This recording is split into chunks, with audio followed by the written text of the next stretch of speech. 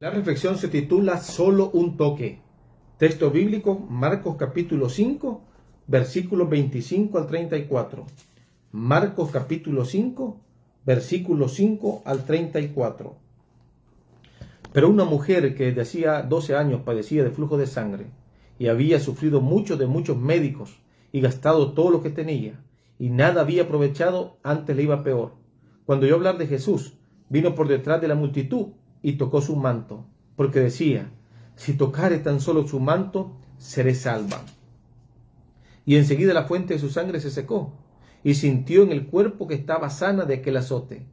Luego Jesús, conociendo en sí mismo el poder que había salido de él, volviéndose a la multitud, dijo: ¿quién ha tocado mis vestidos? Sus discípulos le dijeron: ¿ves que la multitud te aprieta y dice: ¿quién me ha tocado?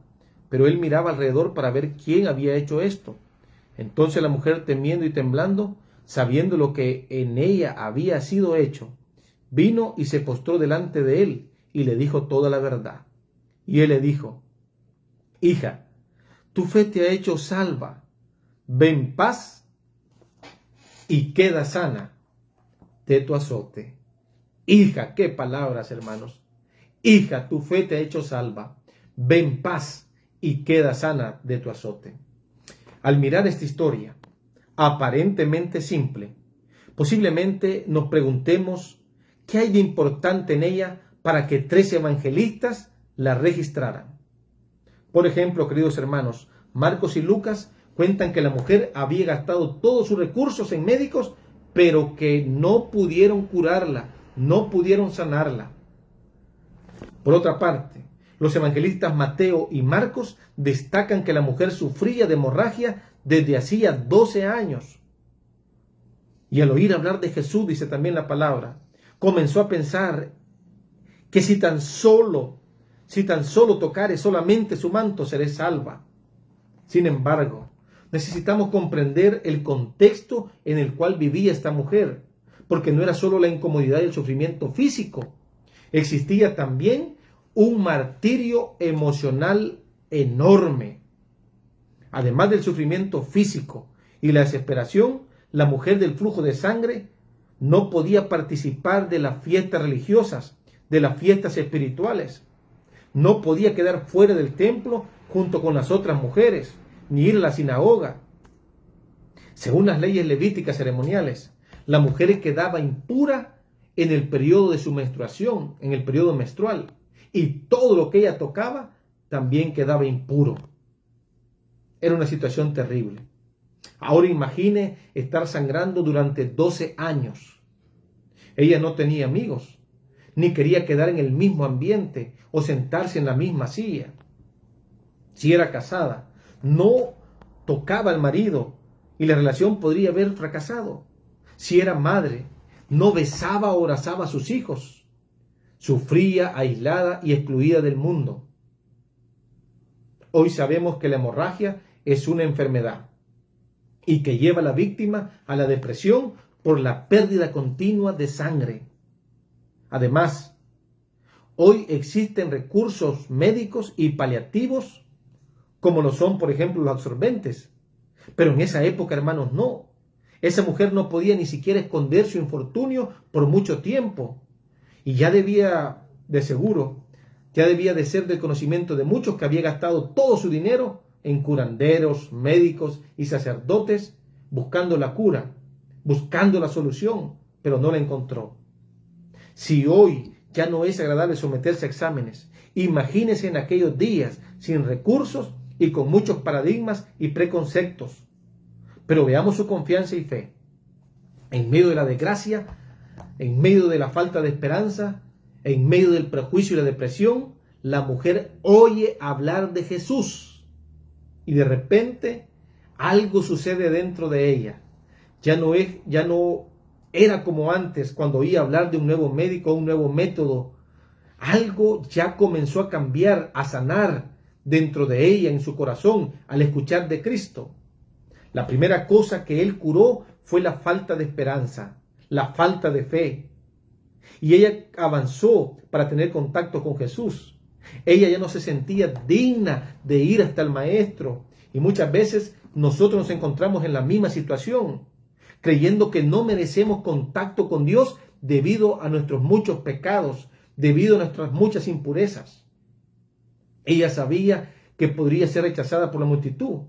Entonces se precavió, se arregló, intentó disfrazar su flujo intenso y se infiltró entre la gente que rodeaba al maestro. Su fe era tanta que ella ni quería hablarle o abrazarlo, quería solo tocar su vestido.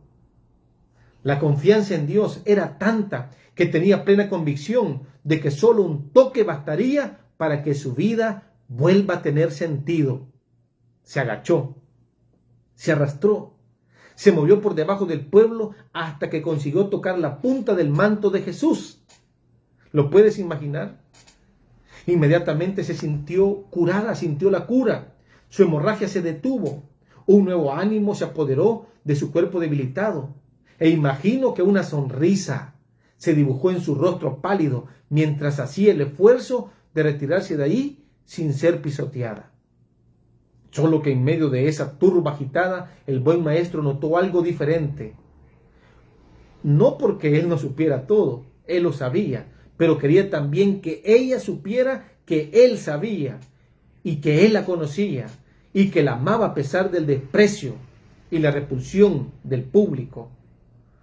Queridos hermanos y amigos, Jesús se detuvo y preguntó, ¿quién me tocó? Pareciera absurda la pregunta por el número de personas que lo rodeaban.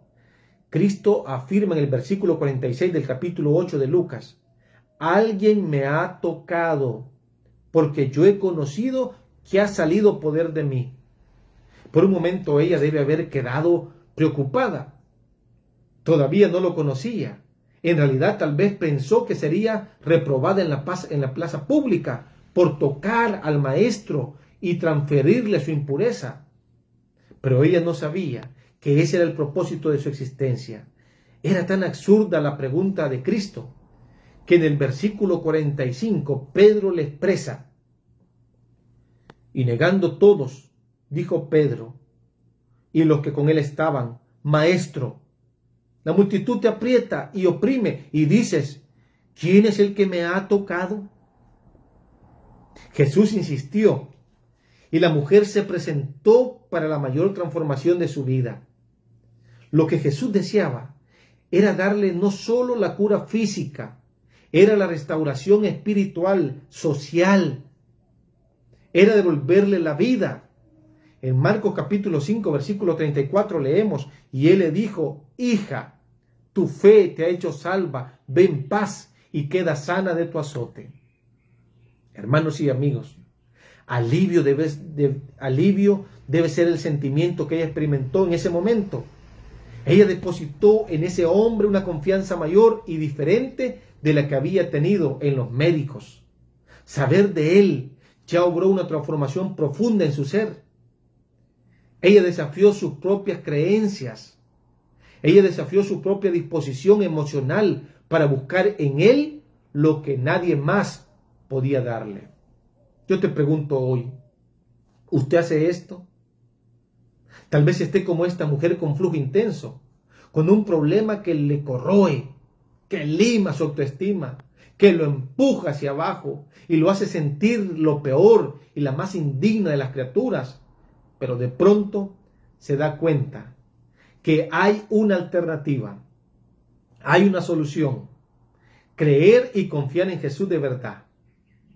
Solo que de salir de casa, como ella, correr el riesgo de ser cuestionado, rechazado e ignorado, sea demasiado fuerte para usted. Permita que le diga, vaya a Él, vaya a Jesús, lo está esperando. Usted debe hacer su parte en el esfuerzo y mostrar que es digno del milagro que Él está listo para obrar en su vida. Querido hermano y amigo, simplemente vaya a Cristo y olvide la multitud. Lo que hoy es un flujo constante de sangre, de impurezas en su vida, se transformará en un flujo de agua viva, de bendiciones, con aquel que quiere llenar su existencia de su ser. Dios quiere consolar su llanto. Dios quiere secar sus lágrimas. Extienda la mano y toque el manto, pues se lo mirará y lo llamará hijo y le dirá, eres salvo y has sido sanado